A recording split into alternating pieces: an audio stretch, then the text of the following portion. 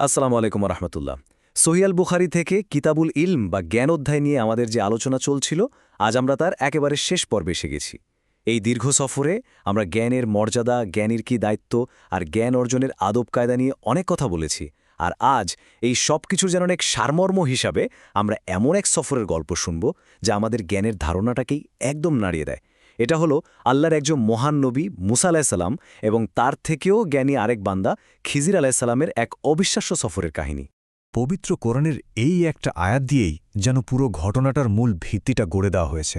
আল্লাহ সুবহানাহু ওয়া তাআলা তার সমস্ত সৃষ্টিকে মনে করিয়ে দিচ্ছেন, তোমাদেরকে জ্ঞান দেওয়া হয়েছে অতি অল্পই। এই কথাটা, এটাই হলো ইসলামে জ্ঞানের মূল দর্শন। আমাদের যত অর্জন, যত জ্ঞান, যত প্রজ্ঞা, সবকিছুই আল্লাহর অসীম জ্ঞানের সামনে একটা ছোট্ট বিন্দুর মতো। আর এই বিনয়, এই উপলব্ধিটাই হলো আসল জ্ঞানের প্রথম ধাপ। এই আয়াতেরই এক বাস্তব চিত্র আমরা দেখতে পাব নবী মুসা আলাইহিসসালামের এই অসাধারণ সফরে। চলুন তাহলে কাহিনীর গভীরে যাওয়া যাক। ঘটনার শুরুটা হয়েছিল বনী ইসরায়েলের এক সমাবেশে।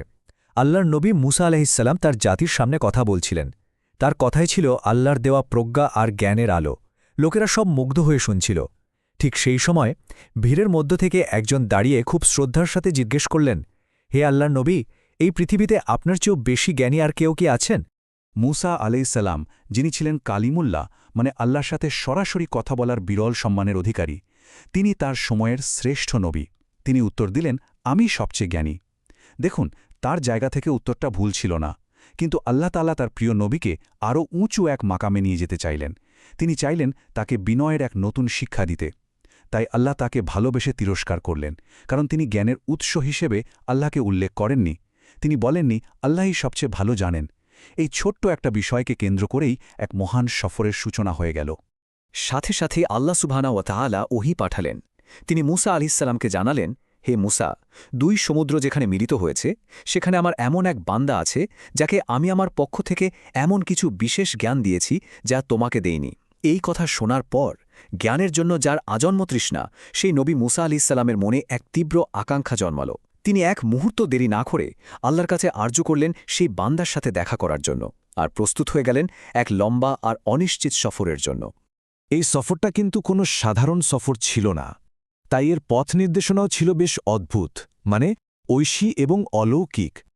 আল্লাহ তাআলা তাকে একটা থলের মধ্যে একটি ভুনা মাছ রাখতে বললেন। তার অনুগত সঙ্গী ইউশা ইবনে নুন আলাইহিসসালামকে সাথে নিতে বললেন, আর বললেন, তোমরা দুই সমুদ্রের সঙ্গমস্থলের দিকে এগোতে থাকো। যেখানে থলে থেকে মাছটা হারিয়ে যাবে, ঠিক সেই জায়গাতেই আমার সেই বান্দার দেখা পাবে। এই আশ্চর্য নির্দেশনা বিনা প্রশ্নে মেনে নিয়ে তারা দুজন বেরিয়ে পড়লেন।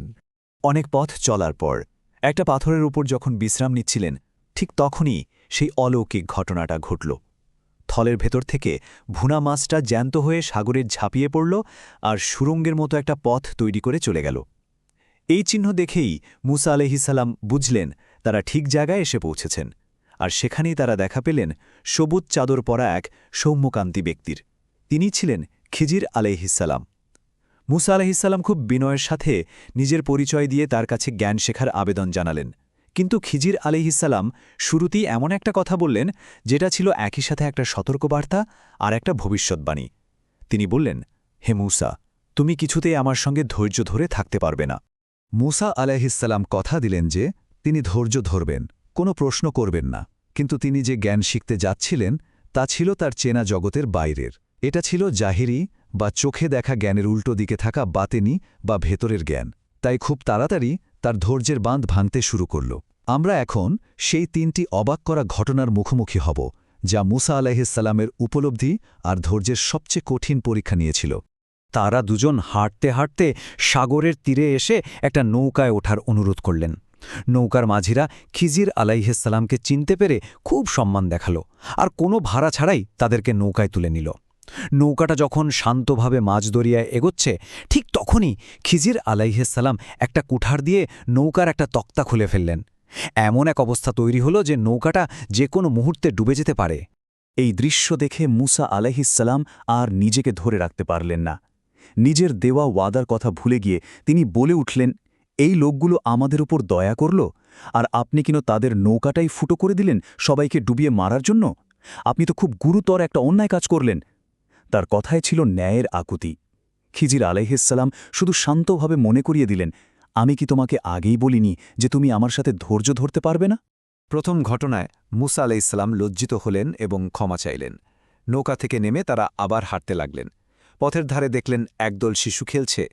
খিজির আলাইহিসসালাম এগিয়ে গেলেন এবং খেলতে থাকা সুন্দর, নিষ্পাপ চেহারার একটা শিশুকে ধরলেন এবং তাকে হত্যা করলেন।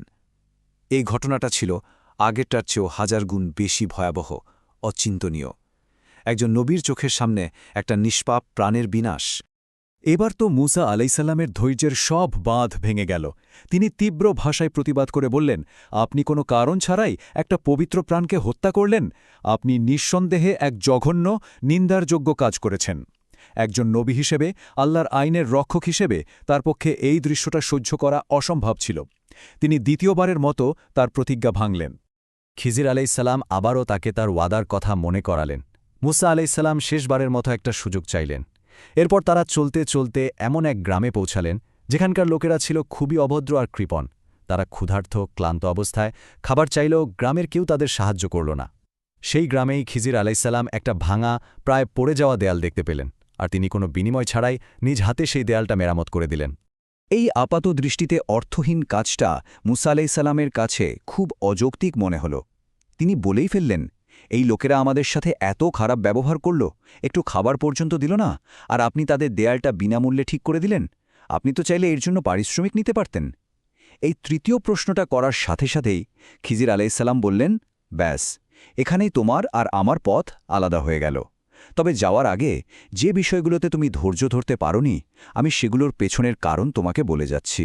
এরপর এলো সেই মুহূর্ত যখন সব রহস্যের পর্দা উঠতে শুরু করল। খিজির আলাইহিসসালাম এক এক করে তার প্রতিটি কাজের পেছনের ঐশী প্রজ্ঞা তুলে ধরলেন। এই ব্যাখ্যাগুলো আমাদের এটাই শেখায় যে আমাদের দৃষ্টি যেখানে গিয়ে শেষ হয়, আল্লাহর পরিকল্পনা সেখান থেকে শুরু হয়। মানুষের সীমিত জ্ঞান দিয়ে আল্লাহর অসীম প্রজ্ঞাকে মাপা যায় না।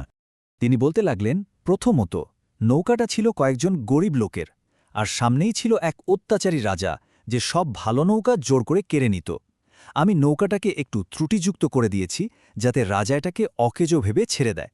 এভাবে আমি তাদের রুজি রোজগার বাঁচিয়েছি।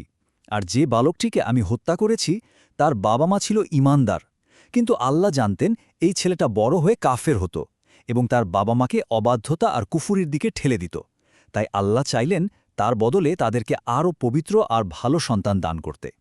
আর ওই যে দেয়াল, ওটা ছিল শহরের দুজন এতিম শিশুর। এর নিচে তাদের জন্য গুপ্তধন রাখা আছে। তাদের বাবা ছিলেন একজন নেককার মানুষ।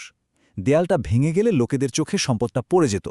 আমি ওটা ঠিক করে দিয়েছি যাতে ওরা বড় হয়ে আল্লাহর রহমতে নিজেদের সম্পদ তুলে নিতে পারে। আমি যা কিছু করেছি কোনোটাই নিজের ইচ্ছায় করিনি, বরং সবই ছিল তোমার রবের নির্দেশে। এই ব্যাখ্যা দেওয়ার পর খিজির আলাইহিসসালাম এই সফরের সবচেয়ে গুরুত্বপূর্ণ শিক্ষাটা দিলেন। একটা চড়ুই পাখি এসে সমুদ্রের পানিতে ঠোঁট ডুবিয়ে এক ফোঁটা পানি তুলে নিল। খিজির আলাইহিসসালাম বললেন, হে মুসা, আল্লাহর জ্ঞানের বিশালতার সামনে আমার আর তোমার দুজনের জ্ঞান মিলেও হল এই চড়ুই পাখির ঠোঁটে লেগে থাকা এক ফোঁটা পানির মতো, আর বাকি পুরো সমুদ্রটা হলো আল্লাহর জ্ঞান। এই একটা উপমাই তো আসলে সব কিছু বুঝিয়ে দেওয়ার জন্য যথেষ্ট, তাই না? মুসা আলাইসাল্লাম ও খিজির আলাইসাল্লামের এই ঘটনা থেকে আমরা যেমন জ্ঞান খোঁজার শিক্ষা পাই, তেমনি একজন জ্ঞানীর দায়িত্ব কী সেটাও শিখতে পারি। সব জ্ঞান সবার জন্য নয়, আর সব সত্য সবসময় বলার মতো নয়। সহিহ বুখারীর অন্যান্য হাদিসও আমাদের জ্ঞান বিতরণের এই হিকমা বা প্রজ্ঞা নিয়ে গভীর ধারণা দেয়। এর একটা চমৎকার উদাহরণ আছে মুয়াজ ইবনে জাবাল রাদিয়াল্লাহু তাআলা আনহুর হাদিসে। রসুলুল্লাহ সাল্লাল্লাহু আলাইহি ওয়াসাল্লাম তাকে একবার বললেন যে বান্দা একনিষ্ঠভাবে সাক্ষ্য দেবে যে আল্লাহ ছাড়া কোনো উপাস্য নেই এবং মুহাম্মদ তার রসুল, আল্লাহ তার জন্য জাহান্নাম হারাম করে দেবেন। মুয়াজ রাদিয়াল্লাহু আনহু তো খুশিতে আত্মহারা। তিনি জিজ্ঞাসা করলেন, আমি কি এই সুসংবাদটা সবাইকে দিয়ে দেব? নবীজি সাল্লাল্লাহু আলাইহি ওয়াসাল্লাম বললেন, না, তাহলে তারা এটার উপরেই ভরসা করে বসে থাকবে আর অন্য আমল করা ছেড়ে দেবে। ভাবুন একবার, শ্রোতার অবস্থা বুঝে জ্ঞান বিতরণের কি অসাধারণ এক দৃষ্টান্ত। একই রকম কথা কিন্তু আলী রাদিয়াল্লাহু তাআলা আনহুও বলেছেন। তিনি বলতেন, মানুষের সাথে তাদের বোঝার ক্ষমতা অনুযায়ী কথা বলো। এমন কোনো গভীর কথা সাধারণ মানুষের সামনে বলা ঠিক না যা তারা বুঝতে না পেরে ভুল ব্যাখ্যা করে বসবে, কারণ ভুল ব্যাখ্যার ফলে মানুষ হয়তো আল্লাহ ও তার রাসূলের প্রতি বিশ্বাসই হারিয়ে ফেলতে পারে।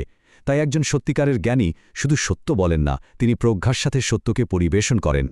তো জ্ঞান বিতরণের যেমন হিকমা দরকার, তেমনি জ্ঞান অর্জনের জন্য কিছু জরুরি গুণ থাকা যায়।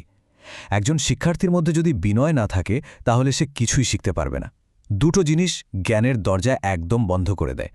একটা হলো অহংকার, যা তাকে প্রশ্ন করতে দেয় না, আর অন্যটা হলো ভুল জায়গায় লজ্জা, যা তাকে সত্য জানতে বাধা দেয়। প্রখ্যাত তাবেঈ মুজাহিদ রহমতুল্লাহি আলাইহি বলতেন, অহংকারী আর লাজুক ব্যক্তি কখনো জ্ঞান অর্জন করতে পারে না। দেখুন, উম্মুল মোমেনিন আয়শা রাদিয়াল্লাহু আনহা আনসারী নারীদের কত প্রশংসা করতেন। তিনি বলতেন, দিনের বিষয়ে জানার ক্ষেত্রে লজ্জা তাদেরকে আটকাতে পারত না। উম্মে সুলাইম রাদিয়াল্লাহু আনহার মতো সাহাবিয়া তিনি দ্বিধা না করে রাসূলুল্লাহ সাল্লাল্লাহু আলাইহি সাল্লামকে খুব ব্যক্তিগত বিষয়েও প্রশ্ন করে সঠিকটা জেনে নিতেন। আবার অন্যদিকে দেখুন, মুরব্বীদের প্রতি শ্রদ্ধা। আব্দুল্লাহ ইবনে উমার রাদিয়াল্লাহু আনহু একটা প্রশ্নের উত্তর জানতেন, কিন্তু বড় বড় সাহাবীদের সামনে সম্মান দেখিয়ে চুপ ছিলেন।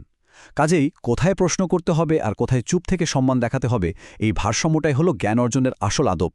এই অসাধারণ কাহিনীটা সাহাবীদের কাছে বলার পর আমাদের প্রিয় নবী রাসূলুল্লাহ সাল্লাল্লাহু আলাইহি ওয়াসাল্লাম একটা দীর্ঘশ্বাস ফেলে বলেছিলেন, আল্লাহ মুসা আলাইহিসসালামের ওপর রহম করুন। আমার খুব ইচ্ছা করে যদি তিনি আরও একটু ধৈর্য ধরতেন, তাহলে আল্লাহ তাদের দুজনের আরও কত আশ্চর্য ঘটনা আমাদের জানাতেন। এই কথাটার মধ্যে মুসা আলাইহিসসালামের জন্য যেমন একটা মায়া আছে, তেমনি আমাদের জন্যও একটা বড় শিক্ষা আছে। ধৈর্যই হল গভীর জ্ঞানের চাবিকাঠি। মুসা ও খিজির আলাইহিমুসসালামের এই সফরটা শুধু একটা গল্প না, এটা আমাদের প্রত্যেকের জন্য একটা আয়নার মতো। এই আয়নায় আমরা আমাদের জ্ঞানের সীমাবদ্ধতা দেখতে পাই, আর দেখতে পাই আল্লাহর অসীম জ্ঞান আর দয়ার মহাসমুদ্র। তাই আজকের আলোচনার শেষে একটা প্রশ্ন রেখে যেতে চাই, যা আমাদের সবার নিজেদেরকে করা উচিত। জ্ঞানের এই বিশাল সাগরে আমরা কি ধৈর্য আর বিনয়ের নৌকায় চড়ে আমাদের নিজেদের যাত্রা শুরু করতে প্রস্তুত? সহিহ আল বুখারীর ইলম অধ্যায় নিয়ে আমাদের ধারাবাহিক আলোচনা আজ এখানেই শেষ হল। এই জ্ঞানগর্ভ সফরে আমাদের সাথে থাকার জন্য আপনাদের সবাইকে অনেক শুকরিয়া। ইনশাল্লাহ আমাদের পরের সিরিজে আমরা নতুন কোনো অধ্যায় নিয়ে কথা বলা শুরু করব। আল্লাহ সুবহানাহু ওয়া তাআলা আমাদের সবাইকে উপকারী জ্ঞান দিন এবং সেই অনুযায়ী চলার তৌফিক দিন। আমিন।